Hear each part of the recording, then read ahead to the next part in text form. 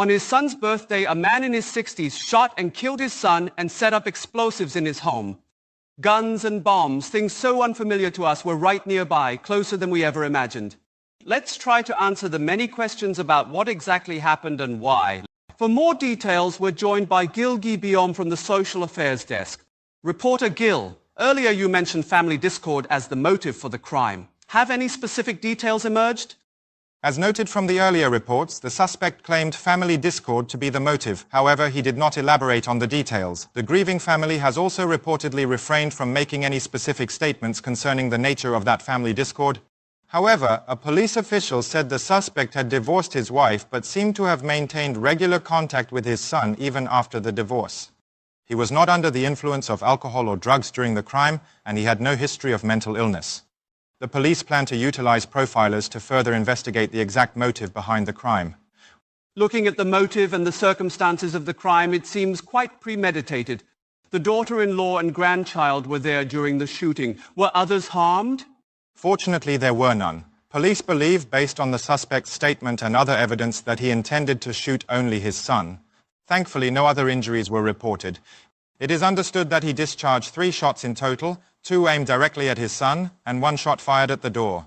Right after the shots, the daughter-in-law and other family members took shelter in the master bedroom and called the police. He also directly installed the explosive device, having made it himself, and even set a timer for noon today.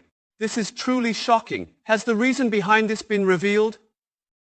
Police believe the suspect planted the explosive in his home out of a sense of utter despair. It seems that he truly had no intention of returning home after committing the crime. In fact, following the crime, the suspect fled by car, claiming he intended to escape to the Han River or to the town of Namyangju, Misari. When questioned on why he set the timer for noon, he unsettlingly replied that he thought there would be significantly fewer people around during that time. The police mentioned that it is currently unclear how powerful the homemade bomb was and said they have requested analysis from the National Forensic Service. From what we've seen, if the police hadn't defused it, the bomb really could have gone off. There were even homemade firearms. Is there any way to prevent such things in advance? Yes, after the incident, we also checked platforms like YouTube and found that tutorials on making homemade firearms were easy to access. These videos clearly violate firearms and explosives laws. However, the problem is that most of them are foreign videos, making it difficult for police to crack down or take action. The Korea Communication Standards Commission can block access to these videos, but it takes time, and it's nearly impossible to block all of them given their sheer number. Furthermore, as in this case, if the materials such as steel pipes are easily obtainable, preemptive regulation becomes very challenging.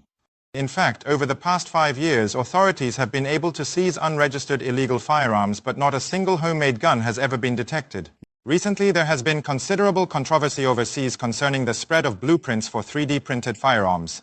Legislation to curb terrorism involving 3D printed firearms has been proposed in the National Assembly but not yet passed. Homemade firearms and their regulations seem to remain in a blind spot.